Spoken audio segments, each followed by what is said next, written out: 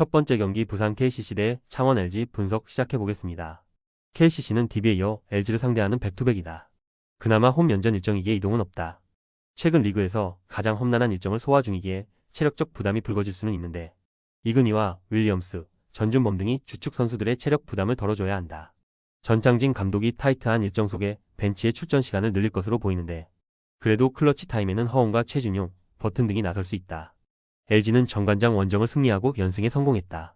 마레이의 이탈 기간 동안에 연패를 당하며 하위권으로 추락했었는데 반등의 기회를 잡았다. 멀로와 시간을 나눠 뛴 마레이의 골밑 존재감이 좋았고 타마요가 26.7리바운드로 포워드 대결에서 상대를 압도했다. 부상 여파가 우려됐던 양준석이 안정적으로 공격 상황을 조립하는 점도 인상적이다. LG의 승리를 본다.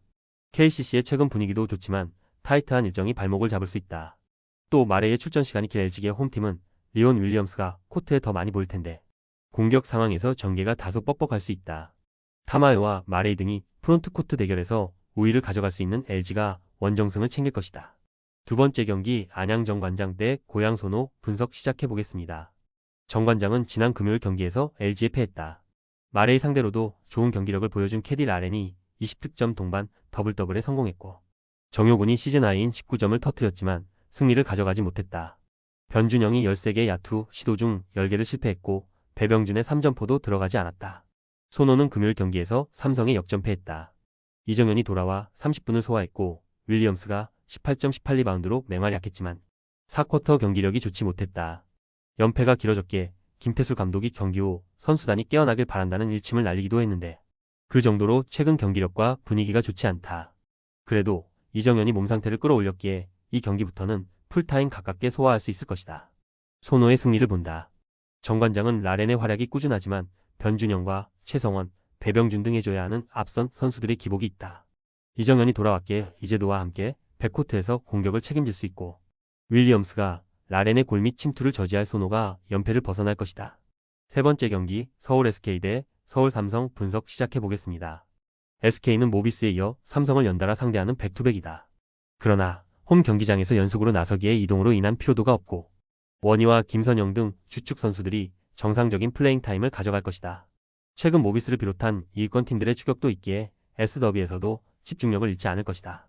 기본팀의 기조인 트랜지션 위주의 공격 시도를 할 것인데 높이가 좋은 삼성 상대로 최부경과 오세근 등이 골밑 수비에도 집중할 것이다.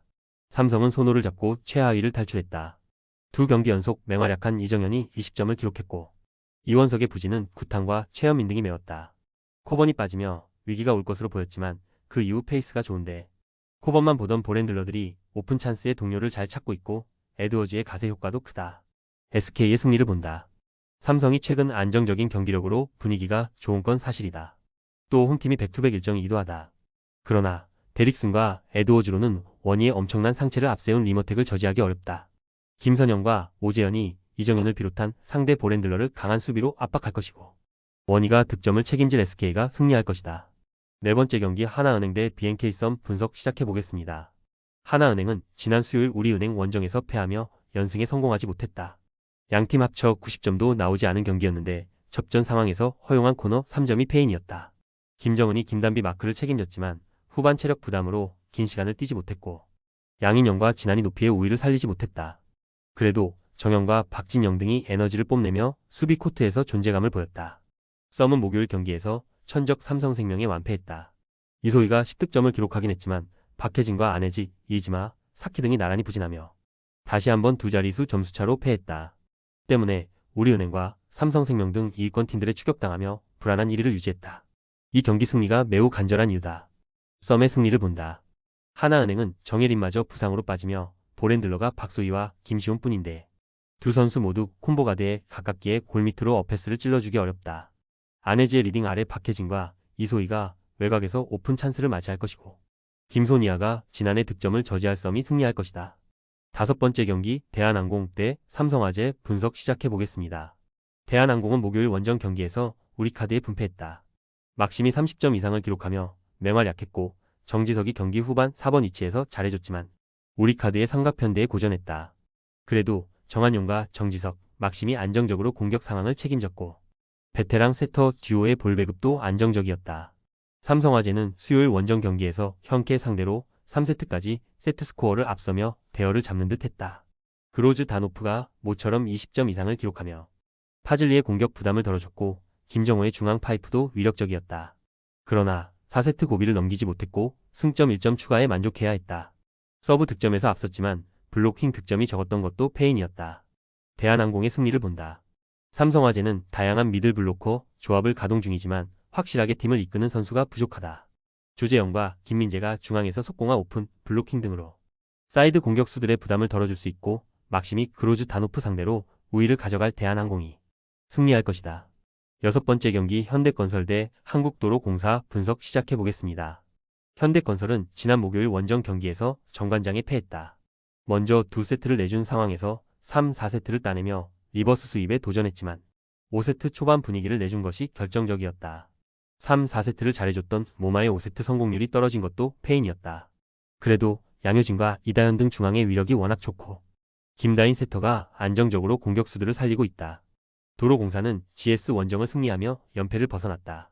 복귀전에서 믿기 어려운 활약을 한 실바에 고전하며 풀세트까지 간 경기였는데 듀스 상황에서 루키 세터인 김다은이 경기를 끝냈다. 니콜로바와 강소희 쌍포가 나란히 20점 이상을 기록하며 높은 공격 성공률을 기록했고 타나차도 왜 팀이 그를 다시 영입했는지를 경기력으로 증명했다. 중앙의 지원만 잘 나온다면 중위권 진입을 노릴만하다. 현대건설의 승리를 본다. GS전에서 승리한 도로공사도 분위기를 끌어올렸지만 높이에서 현대건설 상대는 쉽지 않다. 김세빈이 지난 시즌 같은 영향력을 보이지 못하는 도로공사와 달리 현대건설은 리그 최고의 미들 블로커 듀오를 내보낼 수 있고 블로킹에서 상대를 압도할 것이다. 모마가 꾸준히 40% 정도를 해주는 현대건설이 1승을 더할 것이다. 조합은 아래 고정 댓글 링크로 편하게 말 걸어주시면 조건 없으며 스포츠를 좋아하시는 분들이라면 모두 환영합니다. 스포츠 당첨 어렵지만 그건 어떻게 하냐의 차이입니다. 두 눈으로 어떤 차이인지 직접 확인하시고 우리 모두 같이 승리합시다.